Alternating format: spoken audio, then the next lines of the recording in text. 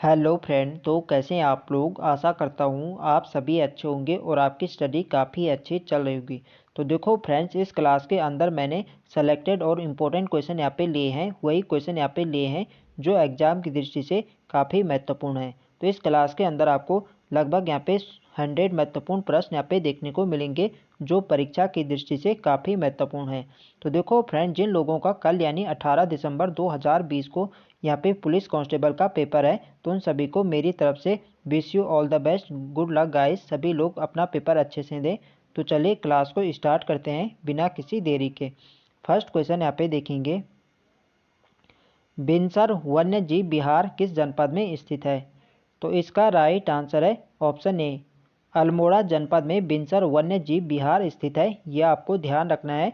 Option A इसके यहाँ पे राइट आंसर हो जाएगा। तो देखो फ्रेंड्स, यदि इसके क्षेत्रफल की बात करें तो इसका कुल क्षेत्रफल है 47.07। इसका कुल क्षेत्रफल है, ये आपको ध्यान रखना है। 47.07 वर्ग किलोमीटर इसका क्षेत्रफल है, ये आपको ध्यान रखना है। यदि इसकी स्थापना की बात करें तो इसकी स्थापना होती है वर्ष 1988 में इसकी स्थापना होती है। ये भी आपको ध्यान रखना है, पूछा जाता है। नेक्स्ट क्वेश्चन देखेंगे, निम्न में से डियर पार्क किस जनपद में स्थित है। तो इसका राइट आंसर है ऑप्शन सी, अल्मोड़ा जनपद में डियर पार्क स्थित है। ये आपको ध्यान रखना है। तो देखो, एक इससे यहाँ पे कंफ्यूजिंग क्वेश्चन बनता है कि मालसी डियर पार्क किस जनपद में है। यदि मालसी डियर पार्क पूछा जाए तो मालसी डियर पार्क आपके देहरादून जनपद में है। ये आपको ध्यान रखना है। नेक्स्ट क्वेश्चन देखेंगे, तो देखो फ्रेंड्स, यह एक रिवीजन क्लास है। तो इस क्लास के अंदर मैं आपको ज़्यादा डिटेल में यहाँ पे नहीं बताऊंगा, वरना यहाँ पे वीडियो यहाँ पे काफ़ी लंबी यहाँ पे हो जाएगी। कार्बेट राष्ट्रीय उद्यान की स्थापना किस वर्ष की गई। तो इसका राइट आंसर है ऑप्शन बी, वर्ष 1936 में कार्बेट राष्ट्रीय उद्यान की स्थापना होती है। तो जो उस समय यहाँ पे तत्कालीन यहाँ पे गवर्नर थे सर हैली, तो उनके नाम पर इसका नाम यहाँ पे रखा जाता है हैली राष्ट्रीय उद्यान। ये भी आपको ध्यान रखना है। वर्ष 1936 में इसकी स्थापना होती है और यह आपके दो जनपदों में फैला है, नैनीताल और पौड़ी। नैनीताल और पौड़ी जनपद में कार्बेट राष्ट्रीय उद्यान का फैलाव है। यदि इसके क्षेत्रफल की बात करें तो इसका क्षेत्रफल है 520.82 वर्ग किलोमीटर इसका कुल क्षेत्रफल है। ये भी आपको ध्यान रखना है। नेक्स्ट क्वेश्चन देखेंगे, हैली नेशनल पार्क का नाम किस वर्ष जिम कॉर्बेट कर दिया गया। तो देखो फ्रेंड्स, अभी मैंने आपको बताया जब इसकी स्थापना होती है वर्ष 1936 में, तो इसका नाम रखा जाता है हैली नेशनल पार्क। और स्वतंत्रता के बाद इसका नाम रामगंगा नेशनल पार्क कर दिया जाता है। और वर्ष 1957 में इसका नाम प्रकृति प्रेम जिम कॉर्बेट के नाम पर इसका नाम जिम कॉर्बेट राष्ट्रीय उद्यान कर दिया जाता है। ये आपको ध्यान रखना है। सी वाला इसका राइट आंसर हो जाएगा। नेक्स्ट क्वेश्चन देखेंगे, ढिकाला किस राष्ट्रीय उद्यान का प्रवेश द्वार है। तो इसका राइट आंसर है ऑप्शन बी, कार्बेट राष्ट्रीय उद्यान का प्रवेश द्वार ढिकाला है। ये आपको ध्यान रखना है। और ढिकाला आपके किस जनपद में है। तो ये आपके नैनीताल जनपद में है। ये भी आपको ध्यान रखना है। डायरेक्ट क्वेश्चन बनेगा कि ढिकाला किस जनपद में है, तो आपके नैनीताल जनपद में है। ये भी आपको ध्यान रखना है। नेक्स्ट क्वेश्चन देखेंगे, निम्न में से किस वर्ष कार्बेट राष्ट्रीय उद्यान देश का प्रथम टाइगर रिजर्व बना। तो इसका राइट आंसर है ऑप्शन सी, वर्ष 1973 में कार्बेट राष्ट्रीय उद्यान देश का प्रथम टाइगर रिजर्व बना। यह आपको ध्यान रखना है। सी वाला इसका राइट आंसर हो जाएगा। नेक्स्ट क्वेश्चन देखेंगे, कार्बेट राष्ट्रीय उद्यान के समीप से कौन सी नदी बहती है। तो इसका राइट आंसर है ऑप्शन ए, पश्चिमी रामगंगा कार्बेट राष्ट्रीय उद्यान के समीप से बहती है। ये आपको ध्यान रखना है। ये वाला इसका राइट आंसर हो जाएगा। नेक्स्ट क्वेश्चन देखेंगे, नंदौर वन्य जीव विहार किन दो जनपदों की सीमा पर स्थित है। तो देखो फ्रेंड, जो नंदौर वन्य जीव विहार है ये आपके दो जनपदों में फैला है, नैनीताल और चंपावत। डी वाला इसका राइट आंसर हो जाएगा, नैनीताल व चंपावत। तो देखो फ्रेंड, जो नंदौर वन्य जीव विहार है यह राज्य का सबसे नवीनतम वन्य जीव विहार है और इसकी स्थापना होती है वर्ष 2012 में। वर्ष 2012 में इसकी स्थापना होती है, ये आपको ध्यान रखना है। यदि इसके क्षेत्रफल की बात करें तो इसका क्षेत्रफल है लगभग 270 वर्ग किलोमीटर इसका कुल क्षेत्रफल है, ये आपको ध्यान रखना है। नेक्स्ट क्वेश्चन देखेंगे, निम्न में से नर एवं गंधमादन पर्वतों के मध्य स्थित है। तो इसका राइट आंसर है ऑप्शन बी, फूलों की घाटी राष्ट्रीय उद्यान नर एवं गंधमादन पर्वतों के मध्य स्थित है, ये आपको ध्यान रखना है। बी वाले इसका राइट आंसर हो जाएगा। और फूलों की घाटी की राष्ट्रीय उद्यान की स्थापना किस वर्ष होती है? तो ये होती है वर्ष 1982 में, ये भी आपको ध्यान रखना है। यदि इसके क्षेत्रफल की बात करें तो इसका क्षेत्रफल है 87.50 वर्ग किलोमीटर का कुल क्षेत्रफल है, ये भी आपको ध्यान रखना है। 87.50 वर्ग किलोमीटर का कुल क्षेत्रफल है, ये आपको ध्यान रखना है। नेक्स्ट क्वेश्चन देखेंगे। तो देखो फ्रेंड्स, वीडियो पसंद आ रही तो फ्रेंड्स वीडियो को लाइक करें, शेयर करें, और जो लोग चैनल पर नए हैं चैनल को सब्सक्राइब करें।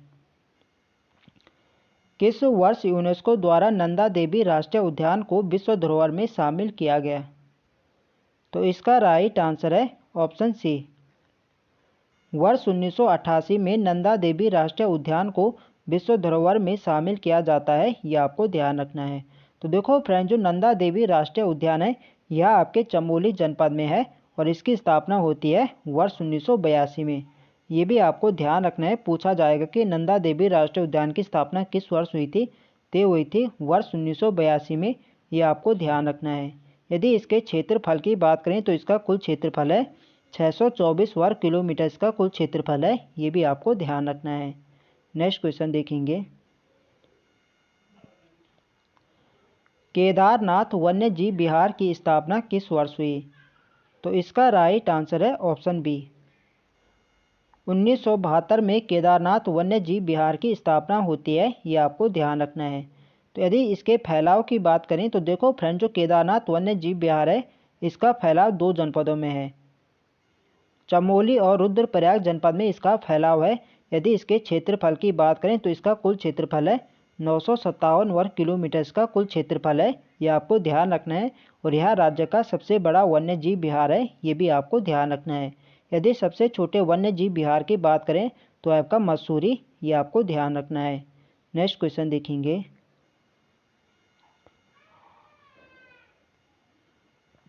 वैली ऑफ फ्लावर पुस्तक के लेखक हैं?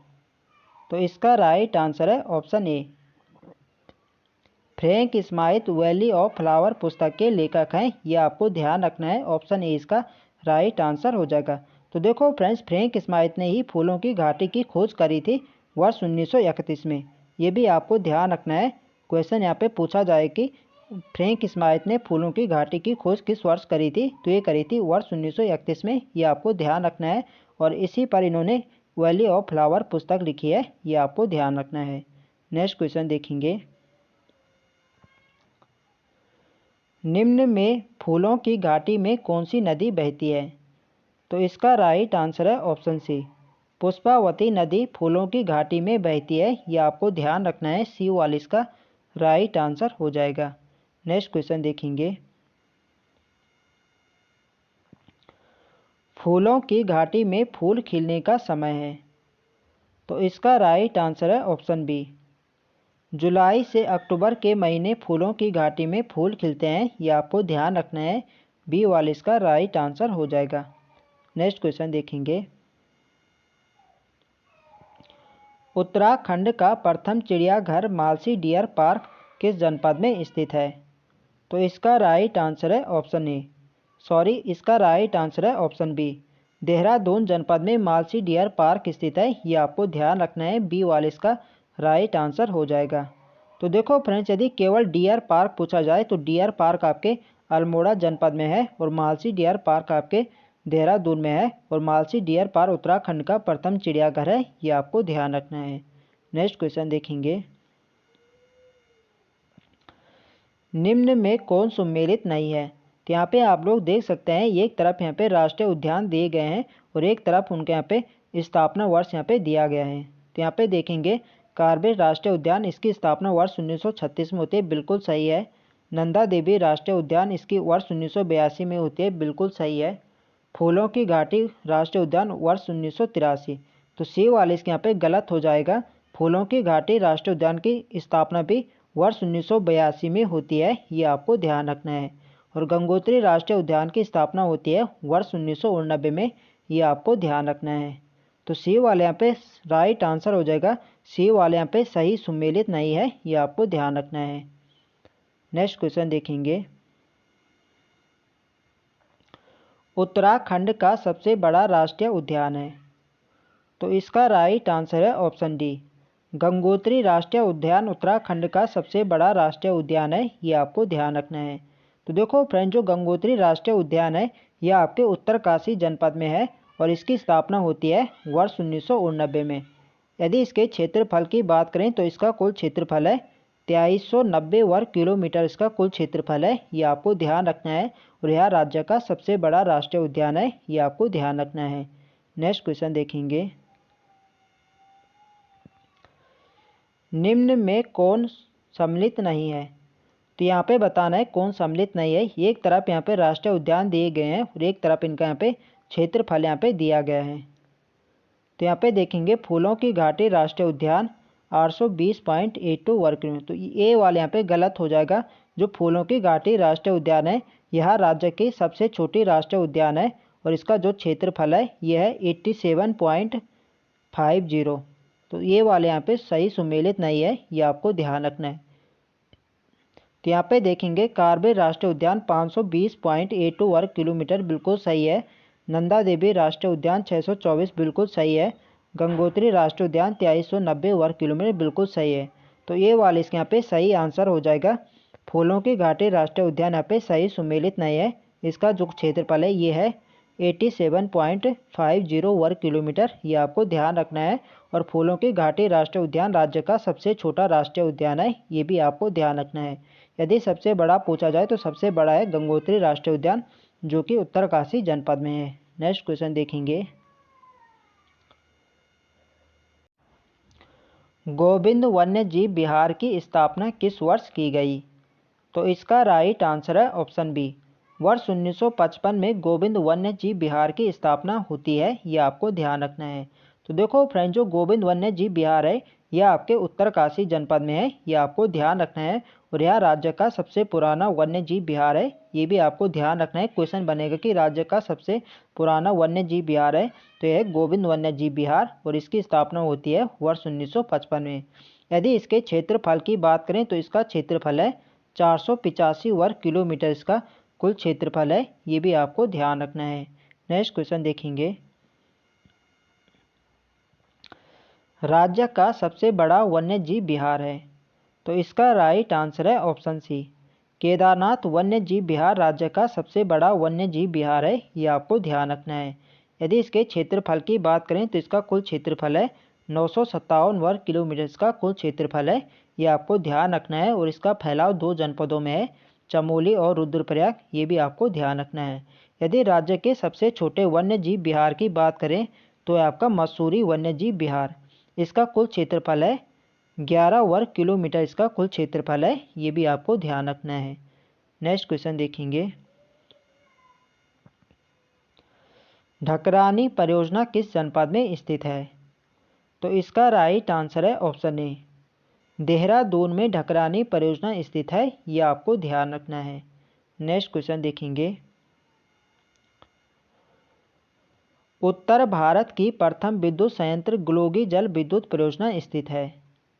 तो इसका राइट आंसर है ऑप्शन ए, मसूरी में ग्लोगी जल विद्युत परियोजना स्थित है, यह आपको ध्यान रखना है। और यह उत्तर भारत की प्रथम विद्युत संयंत्र परियोजना है, यह आपको ध्यान रखना है। नेक्स्ट क्वेश्चन देखेंगे। ग्लोगी विद्युत परियोजना से उत्पादन कार्य कब शुरू किया गया। तो देखो फ्रेंड्स, राज्य की सबसे पहली जल विद्युत परियोजना है यह ग्लोगी जल विद्युत परियोजना, और इसकी स्थापना होती है वर्ष 1907 में। वर्ष 1907 में इसकी स्थापना होती है और उत्पादन कार्य इसका शुरू होता है वर्ष 1909 में। बी वाला इस क्वेश्चन का राइट आंसर हो जाएगा, वर्ष 1909 में इससे उत्पादन कार्य शुरू किया जाता है, ये आपको ध्यान रखना है। यदि केवल इसकी स्थापना पूछी जाए तो स्थापना होती है इसकी वर्ष 1907 में, ये आपको ध्यान रखना है। और यह परियोजना आपके मसूरी में है, ये भी आपको ध्यान रखना है। नेक्स्ट क्वेश्चन देखेंगे, निम्न में से कौन सी परियोजना टॉस नदी पर बनी हुई है? तो यहाँ पे देखेंगे इचारी बांध यह आपके टॉस नदी पर बनी है। छिब्रो परियोजना, किसो बांध। तो इसका राइट आंसर हो जाएगा ऑप्शन डी, उपरोक्त सभी। तो देखो फ्रेंड्स, इचारी बांध हो गया, छिब्रो बांध परियोजना हो गया, किसो बांध परियोजना हो गया, तो ये सभी आपके टॉस नदी पर बनी गई है, ये आपको ध्यान रखना है। डी वाले इसका राइट आंसर हो जाएगा उपरोक्त सभी। नेक्स्ट क्वेश्चन देखेंगे, किसो बांध परियोजना कितने मेगावाट की है? तो देखो फ्रेंड्स, यहाँ पे ऑप्शन में यहाँ पे दिया नहीं गया है। तो देखो फ्रेंड्स, जो किसो बांध परियोजना है यह आपके 660 मेगावाट की है। 660 मेगावाट की किसो बांध परियोजना है, यह आपको ध्यान रखना है। 600 मेगावाट के किसो बांध और यह आपके टॉस नदी पर निर्मित है, ये आपको ध्यान रखना है। नेक्स्ट क्वेश्चन देखेंगे, उत्तराखंड में विद्युत निगम लिमिटेड का गठन कब किया गया? तो इसका राइट आंसर है ऑप्शन ए, 2001 में उत्तराखंड में विद्युत निगम लिमिटेड का गठन किया जाता है, ये आपको ध्यान रखना है। ऑप्शन ए इसका राइट आंसर हो जाएगा। नेक्स्ट क्वेश्चन देखेंगे, उत्तराखंड अक्षय ऊर्जा विकास अभिकरण उरेडा का मुख्यालय निम्न में से स्थित है? तो उरेडा का मुख्यालय आपके देहरादून में है, ये आपको ध्यान रखना है। बी वाले इसका राइट आंसर हो जाएगा। नेक्स्ट क्वेश्चन देखेंगे, लखवाड़ बांध परियोजना कितने मेगावाट की है? तो इसका राइट आंसर है ऑप्शन ए, 300 मेगावाट की लखवाड़ बांध परियोजना है, ये आपको ध्यान रखना है। और यह आपके किस नदी पर निर्मित है? तो आपके यमुना नदी पर है। ठीक है, लखवाड़ बांध आपके यमुना नदी पर निर्मित है, ये आपको ध्यान रखना है। और यह 300 मेगावाट की है। नेक्स्ट क्वेश्चन देखेंगे, चमोली में स्थित मेल खेत एवं पांडुली डैम किस नदी पर निर्मित है? तो देखो फ्रेंड, जो चमोली में स्थित है मेल खेत एवं पांडुली डैम, तो यह आपके पिंडर नदी पर निर्मित है, यह आपको ध्यान रखना है। ये वाला इसका राइट आंसर हो जाएगा। नेक्स्ट क्वेश्चन देखेंगे, विष्णु प्रयाग जल विद्युत परियोजना किस नदी पर बनाई गई है?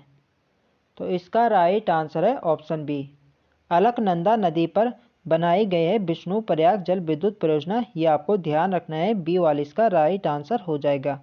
नेक्स्ट क्वेश्चन देखेंगे, गंगा नहर पर बनी मोहम्मदपुर परियोजना स्थित है? तो इसका राइट आंसर है ऑप्शन ए, हरिद्वार जनपद में गंगा नहर पर बनी है मोहम्मदपुर परियोजना, ये आपको ध्यान रखना है। ऑप्शन ए इसका राइट आंसर हो जाएगा।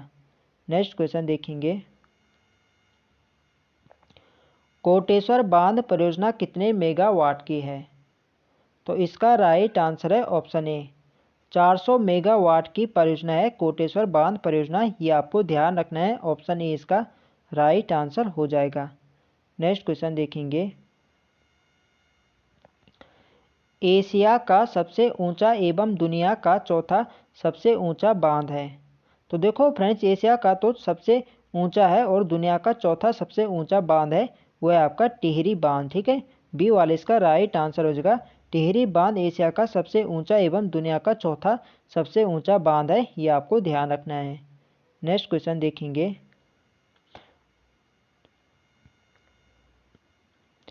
योजना आयोग ने टिहरी बांध को बनाने की स्वीकृति प्रदान की? तो इसका राइट आंसर है ऑप्शन ए, वर्ष 1972 में योजना आयोग ने टिहरी बांध को बनाने की स्वीकृति प्रदान की है, यह आपको ध्यान रखना है। ऑप्शन ए इसका राइट आंसर हो जाएगा। नेक्स्ट क्वेश्चन देखेंगे, टिहरी बांध के प्रथम चरण को कब शुरू किया गया? तो इसका राइट आंसर है ऑप्शन ए, 23 जुलाई 2006 को टिहरी बांध के प्रथम चरण को शुरू किया गया था, ये आपको ध्यान रखना है। वर्ष आपको ध्यान रखना है, 2006 में इसका प्रथम चरण शुरू किया जाता है, ये आपको ध्यान रखना है। नेक्स्ट क्वेश्चन देखेंगे, शुरुआत में टिहरी बांध परियोजना कितने मेगावाट की थी? तो देखो फ्रेंड्स, 2006 में इसका पहला चरण शुरू किया जाता है और उस समय यह केवल यहाँ पे 600 मेगावाट की परियोजना थी, ये आपको ध्यान रखना है। और वर्तमान में यह कितने मेगावाट की है? तो तो वर्तमान में 2400 मेगावाट की परियोजना है, ये आपको ध्यान रखना है। और टिहरी बांध आपके किन नदियों पर निर्मित है, तो आपके भागीरथी और भिलंगना नदी पर निर्मित है, ये भी आपको ध्यान रखना है। नेक्स्ट क्वेश्चन देखेंगे, टिहरी बांध का डिजाइन किसने तैयार किया था, तो इसका राइट आंसर है ऑप्शन बी, जेम्स ब्रून ने टिहरी बांध का डिजाइन तैयार किया था, ये आपको ध्यान रखना है, बी वाले इसका राइट आंसर हो जाएगा। नेक्स्ट क्वेश्चन देखेंगे, निम्न में से टिहरी बांध की ऊंचाई कितनी है, तो इसका राइट आंसर है ऑप्शन ए, 260.5 मीटर टिहरी बांध की ऊंचाई है, ये आपको ध्यान रखना है, ऑप्शन ए इसका राइट आंसर हो जाएगा। नेक्स्ट क्वेश्चन देखेंगे, भालू बांध कहाँ स्थित है, तो इसका राइट आंसर है ऑप्शन ए, रानीखेत अल्मोड़ा में भालू बांध स्थित है, ये आपको ध्यान रखना है, ऑप्शन ए इसका राइट आंसर हो जाएगा। नेक्स्ट क्वेश्चन देखेंगे, काली नदी पर प्रस्तावित पंचेश्वर बांध परियोजना किन दो देशों के मध्य स्थित है, तो इसका राइट आंसर है ऑप्शन बी, भारत व नेपाल के मध्य पंचेश्वर बांध स्थित है, ये आपको ध्यान रखना है, बी वाले इसका राइट आंसर हो जाएगा। नेक्स्ट क्वेश्चन देखेंगे, क्षेत्रफल की दृष्टि से सबसे छोटा जनपद कौन सा है, तो इसका राइट आंसर है ऑप्शन सी, चंपावत जनपद क्षेत्रफल की दृष्टि से सबसे छोटा जनपद है, यह आपको ध्यान रखना है, सी वाले इसका राइट आंसर हो जाएगा। यदि इसके क्षेत्रफल की बात करें तो इसका कुल क्षेत्रफल है 1766 वर्ग किलोमीटर, इसका कुल क्षेत्रफल है, यह आपको ध्यान रखना है। नेक्स्ट क्वेश्चन देखेंगे, क्षेत्रफल की दृष्टि से सबसे बड़ा जनपद है, तो इसका राइट आंसर है ऑप्शन बी, चमोली जनपद क्षेत्रफल की दृष्टि से सबसे बड़ा जनपद है, यह आपको ध्यान रखना है। यदि इसके क्षेत्रफल की बात करें तो इसका क्षेत्रफल है 8,030 वर्ग किलोमीटर, इसका कुल क्षेत्रफल है, यह आपको ध्यान रखना है। यदि दूसरे सबसे बड़े जनपद की बात करें तो दूसरा सबसे बड़ा जनपद है उत्तरकाशी, जिसका कुल क्षेत्रफल है 8,016 वर्ग किलोमीटर, इसका कुल क्षेत्रफल है, ये आपको ध्यान रखना है। बी वाले इसका राइट आंसर होगा, चमोली जनपद क्षेत्रफल की दृष्टि से सबसे बड़ा जनपद है। नेक्स्ट क्वेश्चन देखेंगे, निम्न में से जनसंख्या की दृष्टि से सबसे बड़ा जनपद कौन सा है, तो इसका राइट आंसर है ऑप्शन बी, हरिद्वार जनपद जनसंख्या की दृष्टि से सबसे बड़ा जनपद है, ये आपको ध्यान रखना है, बी वाले इसका राइट आंसर हो जाएगा। नेक्स्ट क्वेश्चन देखेंगे, न्यूनतम जनसंख्या वाला जनपद है, तो इसका राइट आंसर है ऑप्शन ए, रुद्रप्रयाग न्यूनतम जनसंख्या वाला जनपद है, ये आपको ध्यान रखना है, ऑप्शन ए इसका राइट आंसर हो जाएगा। नेक्स्ट क्वेश्चन देखेंगे, सर्वाधिक दशकीय वृद्धि दर वाला जनपद है, तो इसका राइट आंसर है ऑप्शन ए, उधम सिंह नगर सर्वाधिक दशकीय वृद्धि दर वाला जनपद है, यह आपको ध्यान रखना है, ऑप्शन ए इसका राइट आंसर हो जाएगा। नेक्स्ट क्वेश्चन देखेंगे, तो देखो फ्रेंड्स, वीडियो पसंद आ रही तो फ्रेंड्स वीडियो को लाइक करें, शेयर करें, और जो लोग चैनल पर नए हैं चैनल को सब्सक्राइब करें। निम्न में से दशकीय वृद्धि दर में राज्य का देश में स्थान है, तो इसका राइट आंसर है ऑप्शन ए, 18वां। दशकीय वृद्धि दर में राज्य का देश में 18वां स्थान है, ये आपको ध्यान रखना है, ऑप्शन ए इसका राइट आंसर हो जाएगा। नेक्स्ट क्वेश्चन देखेंगे, सर्वाधिक जनघनत्व वाला जनपद है, तो इसका राइट आंसर है ऑप्शन बी, हरिद्वार जनपद सर्वाधिक जनघनत्व वाला जनपद है, ये आपको ध्यान रखना है। यदि इसके जनघनत्व की बात करें तो इसका कुल जनघनत्व है 801, इसका जनघनत्व है, ये आपको ध्यान रखना है। यदि सबसे कम जनसंख्या घनत्व की बात करें तो आपका उत्तरकाशी, ये आपको ध्यान रखना है।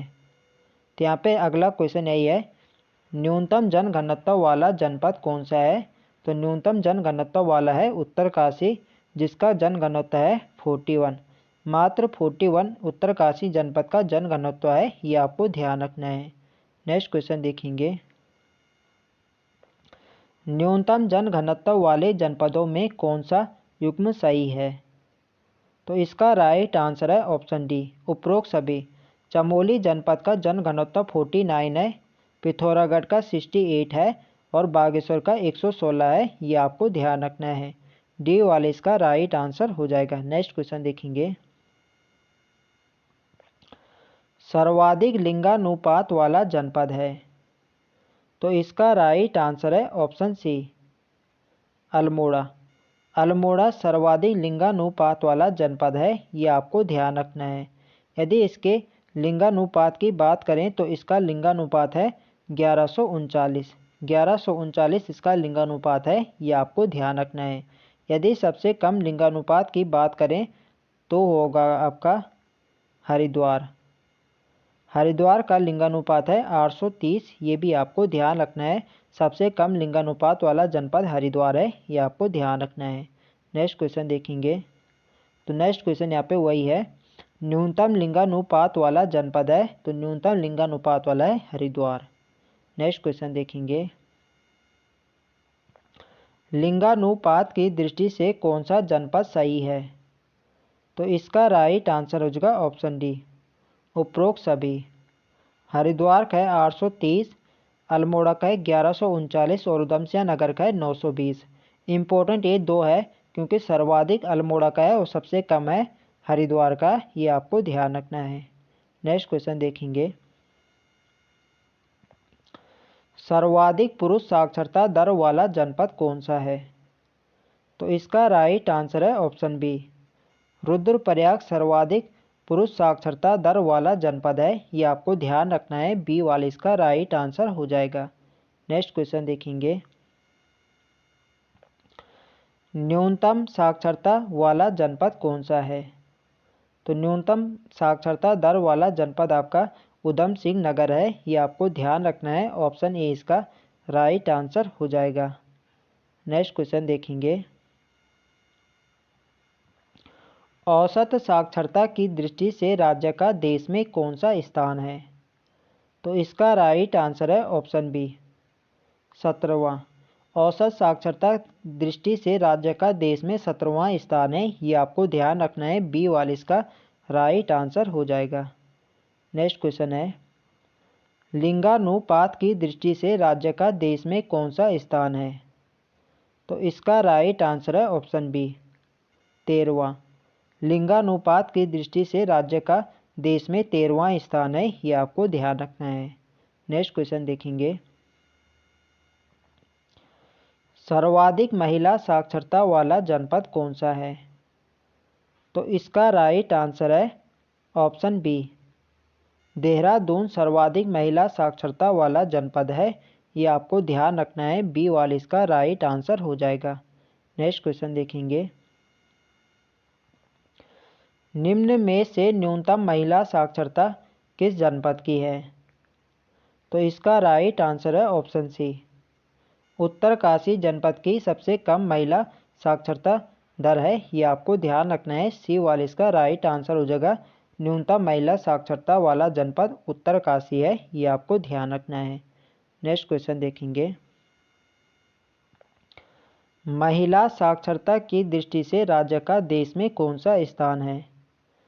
तो महिला साक्षरता की दृष्टि से राज्य का 20वां स्थान है देश में। ये आपको ध्यान रखना है। ऑप्शन ए इसका राइट आंसर हो जाएगा। नेक्स्ट क्वेश्चन देखेंगे।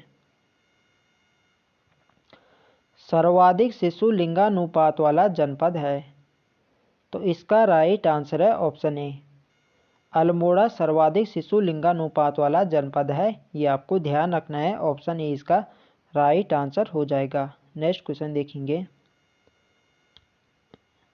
न्यूनतम शिशु लिंगानुपात वाला जनपद कौन सा है?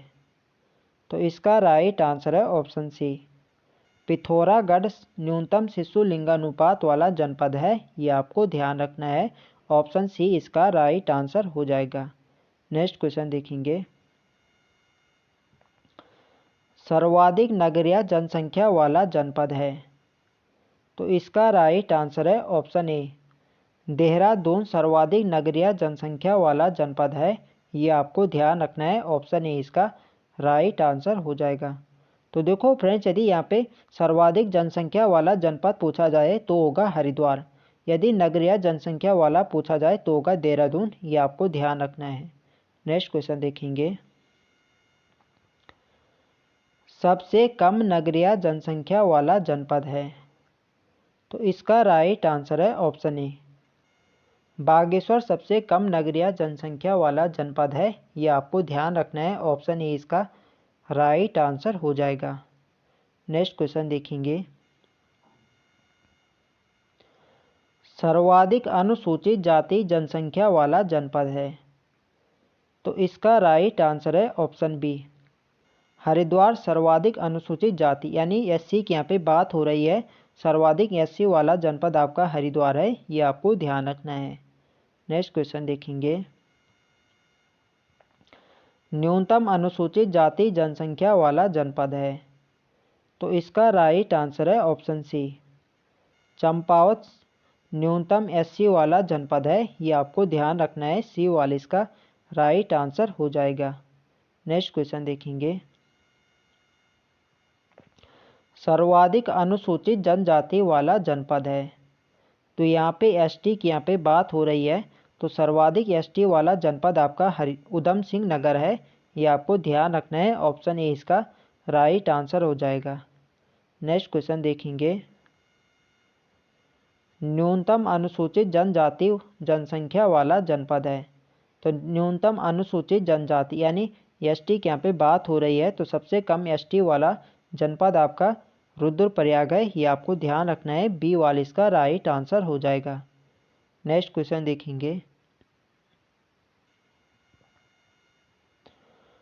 उत्तराखंड विधानसभा में आरक्षित सीटों की संख्या है, तो देखो फ्रेंड्स, उत्तराखंड में विधानसभा की 77 सीटें हैं, जिनमें से आरक्षित सीटें हैं 15। 13 तो आपकी यहाँ पे एससी के लिए है और 2 आपकी एसटी के लिए है। 13 यहाँ पे देखेंगे, जो 13 सीट है ये यहाँ पे एससी के लिए है, 2 आपकी एसटी के लिए है। तो 15 यहाँ पे टोटल यहाँ पे आरक्षित सीटें हैं। ये आपको ध्यान रखना है। ये वाले इसका राइट आंसर हो जाएगा। यदि पूछा जाए कि एससी के लिए कितनी सीटें हैं, तो आपकी 13 और 2 आपकी एसटी के लिए है। एक आपकी चक्राता है और एक आपकी नानक मत्ता उधम सिंह नगर। ये आपको ध्यान रखना है। नेक्स्ट क्वेश्चन देखेंगे। सर्वाधिक विधानसभा सीटें किस जनपद में है, तो इसका राइट आंसर है ऑप्शन बी, हरिद्वार जनपद में सर्वाधिक विधानसभा सीटें हैं। हरिद्वार जनपद में 11 है। ठीक है, ये आपको ध्यान रखना है। सर्वाधिक विधानसभा सीट वाला जनपद आपका हरिद्वार है। ये आपको ध्यान रखना है। नेक्स्ट क्वेश्चन देखेंगे। 2-2 विधानसभा सीट वाले जनपद कौन से हैं, तो राज्य के ये 3 जनपद है, चंपावत, बागेश्वर, रुद्रप्रयाग। इन जनपदों में 2-2 विधानसभा सीटें हैं। ये आपको ध्यान रखना है। डी वाले इसका राइट आंसर हो जाएगा, उपयुक्त सभी। नेक्स्ट क्वेश्चन देखेंगे। उत्तरकाशी जनपद में स्थित हवाई पट्टी है, तो इसका राइट आंसर है ऑप्शन ए, माँ गंगा हवाई पट्टी उत्तरकाशी जनपद में है। ये आपको ध्यान रखना है। तो देखो फ्रेंड्स, जो 44 हवाई पट्टी है, इसी का ही नया नाम माँ गंगा हवाई पट्टी कर दिया गया है। ये आपको ध्यान रखना है और यह आपके उत्तरकाशी जनपद में है। नेक्स्ट क्वेश्चन देखेंगे। राष्ट्रीय राजमार्ग 94 यमुनोत्री उत्तरकाशी का नया नाम है, तो देखो फ्रेंड्स, जो NH94 है, जो उत्तरकाशी से यमुनोत्री को जाता है, NH94, तो इसका नया नाम NH134 कर दिया गया है। ये आपको ध्यान रखना है। बी वाले इसका राइट आंसर हो जाएगा। नेक्स्ट क्वेश्चन देखेंगे। उत्तरकाशी से गंगोत्री तक जाने वाले NH108 का नया नाम है, तो इसका राइट आंसर है ऑप्शन सी, NH34। तो देखो फ्रेंड्स, जो गंगोत्री से जो आपका उत्तरकाशी से जो गंगोत्री जाता है 108, तो इसका नया नाम NH34 कर दिया गया है। ये आपको ध्यान रखना है। नेक्स्ट क्वेश्चन देखेंगे। नैनी सैनी हवाई अड्डा किस जनपद में स्थित है, तो इसका राइट आंसर है ऑप्शन बी, पिथौरागढ़ जनपद में नैनी सैनी हवाई अड्डा स्थित है। ये आपको ध्यान रखना है। बी वाले इसका राइट आंसर हो जाएगा। तो देखो फ्रेंड्स, उत्तराखंड में 5 हवाई अड्डे हैं। एक है आपका नैनी सैनी हवाई अड्डा जो कि पिथौरागढ़ में है। एक है आपका पंतनगर हवाई अड्डा जो कि उधमसिंह नगर में है। एक है आपका उत्तरकाशी में जो है चिन्यालीसौड़ हवाई अड्डा या माँ गंगा हवाई अड्डा। और एक है आपका गौचर हवाई अड्डा जो कि चमोली जनपद में है। और एक है आपका जॉली ग्रांट हवाई अड्डा, ये आपके देहरादून में है। तो इनके आपको नाम भी पता होने चाहिए। राज्य पे 5 हवाई अड्डे हैं, ये आपको ध्यान रखना है। नेक्स्ट क्वेश्चन देखेंगे, फूलबाग हवाई अड्डा किस जनपद में स्थित है? तो इसका राइट आंसर है ऑप्शन डी, उधमसिंह नगर में फूलबाग हवाई अड्डा स्थित है, ये आपको ध्यान रखना है। तो देखो फ्रेंड, जो पंतनगर हवाई अड्डा है इसी का नाम ही फूलबाग हवाई अड्डा है, ये आपको ध्यान रखना है। ये आपके पंतनगर उधमसिंह नगर में स्थित है, ये आपको ध्यान रखना है। नेक्स्ट क्वेश्चन देखेंगे, काठगोदाम रेलवे स्टेशन में पहली रेलगाड़ी कब आई थी? तो इसका राइट आंसर है ऑप्शन ए, 1884 में काठगोदाम रेलवे स्टेशन में पहली रेलगाड़ी आई थी, ये आपको ध्यान रखना है। नेक्स्ट क्वेश्चन देखेंगे, किस वर्ष काठगोदाम में बड़ी रेलवे लाइन सेवा चालू हुई? तो इसका राइट आंसर है ऑप्शन बी, 1994 में काठगोदाम में बड़ी रेलवे लाइन सेवा चालू की गई थी, ये आपको ध्यान रखना है। बी वाले इसका राइट आंसर हो जाएगा। नेक्स्ट क्वेश्चन देखेंगे, Kumaon motor owners union limited की स्थापना किस वर्ष की गई? तो इसका राइट आंसर है ऑप्शन बी, 1839 में Kumaon motor owners union limited की स्थापना की जाती है, ये आपको ध्यान रखना है। नेक्स्ट क्वेश्चन देखेंगे, Garhwal motor owners union limited की स्थापना किस वर्ष की गई?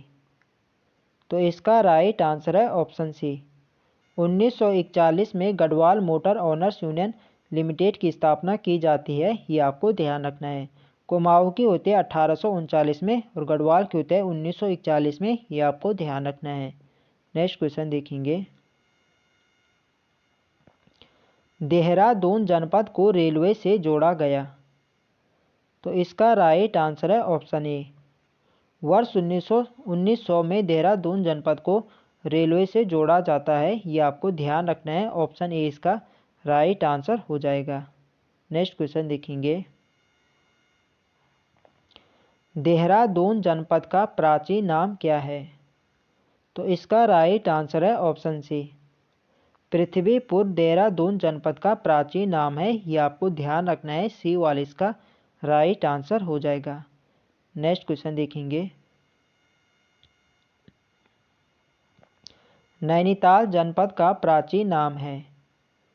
तो इसका राइट आंसर है ऑप्शन सी, छकाता नैनीताल जनपद का प्राचीन नाम है, ये आपको ध्यान रखना है। सी वाले इसका राइट आंसर हो जाएगा।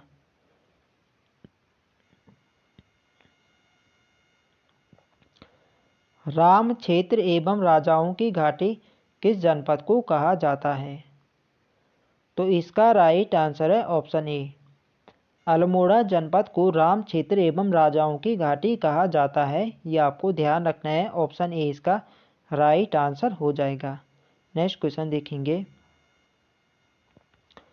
आलमनगर किस जनपद को कहा जाता है? तो इसका राइट आंसर है ऑप्शन सी, अल्मोड़ा जनपद को आलमनगर कहा जाता है, ये आपको ध्यान रखना है। तो देखो फ्रेंड्स, यदि अल्मोड़ा जनपद के अन्य नामों की बात करें तो अल्मोड़ा को बाल मिठाई का घर, पठालों की नगरी, ताम्र नगरी के नाम से भी जाना जाता है, ये आपको ध्यान रखना है। इम्पोर्टेंट है एग्जाम की दृष्टि से। नेक्स्ट क्वेश्चन देखेंगे, नीलगिरी के नाम से किसे जाना जाता है? तो इसका राइट आंसर है ऑप्शन डी, बागेश्वर जनपद को नीलगिरी के नाम से जाना जाता है, ये आपको ध्यान रखना है। नेक्स्ट क्वेश्चन देखेंगे, चित्रशिला निम्न में से किस शहर का प्राचीन नाम है? तो इसका राइट आंसर है ऑप्शन सी, रानी बाग का प्राचीन नाम चित्रशिला है, ये आपको ध्यान रखना है। ऑप्शन सी इसका राइट आंसर हो जाएगा। नेक्स्ट क्वेश्चन है, लाल सांगा नाम से जाना जाता है, तो इसका राइट आंसर है ऑप्शन ए, चमोली जनपद को लाल सांगा नाम से जाना जाता है, ये आपको ध्यान रखना है। नेक्स्ट क्वेश्चन देखेंगे,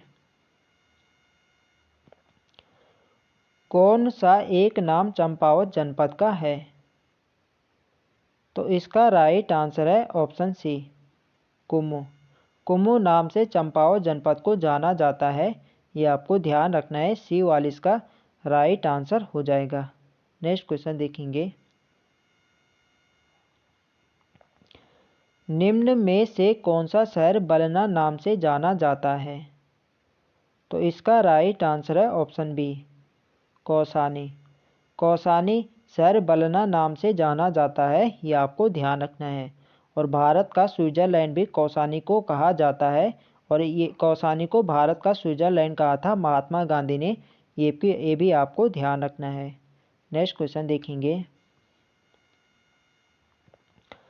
पहाड़ संस्था के संस्थापक हैं, तो इसका राइट आंसर है ऑप्शन बी, शेखर पाठक पहाड़ संस्था के संस्थापक हैं, ये आपको ध्यान रखना है। बी वाले इसका राइट आंसर हो जाएगा। नेक्स्ट क्वेश्चन देखेंगे, मिश्रित वन खेती मॉडल के जनक कौन है, तो इसका राइट आंसर है ऑप्शन सी, जगत सिंह चौधरी मिश्रित वन खेती मॉडल के जनक हैं, ये आपको ध्यान रखना है। नेक्स्ट क्वेश्चन देखेंगे, प्रथम गढ़वाली फिल्म जग्वाल की नायिका थी, तो इसका राइट आंसर है ऑप्शन ए, कुसुम बिष्ट। जो प्रथम गढ़वाली फिल्म है यह है जग्वाल, और इसकी नायिका थी कुसुम बिष्ट, ये आपको ध्यान रखना है। तो देखो फ्रेंड, जो उत्तराखंड की जो प्रथम गढ़वाली फिल्म है यह है जग्वाल। यह फिल्म होती है प्रकाशित वर्ष 1983 में, और इस फिल्म के जो निर्माता थे ये थे पारेश्वर गौड़, ये आपको ध्यान रखना है, पूछा जाता है। नेक्स्ट क्वेश्चन देखेंगे, पहली कुमाऊं फिल्म मेगा आ के निर्देशक थे, तो देखो फ्रेंड, जो कुमाऊं क्षेत्र की जो सबसे पहली फिल्म थी ये थी मेघा आ, और ये फिल्म प्रकाशित होती है वर्ष 1987 में, और इसके जो निर्माता थे निर्देशक थे ये थे काका शर्मा। बी वाले इसका राइट आंसर हो जाएगा, काका शर्मा इसके निर्देशक थे, ये आपको ध्यान रखना है। नेक्स्ट क्वेश्चन देखेंगे, और आज की वीडियो का हमारा अंतिम प्रश्न है,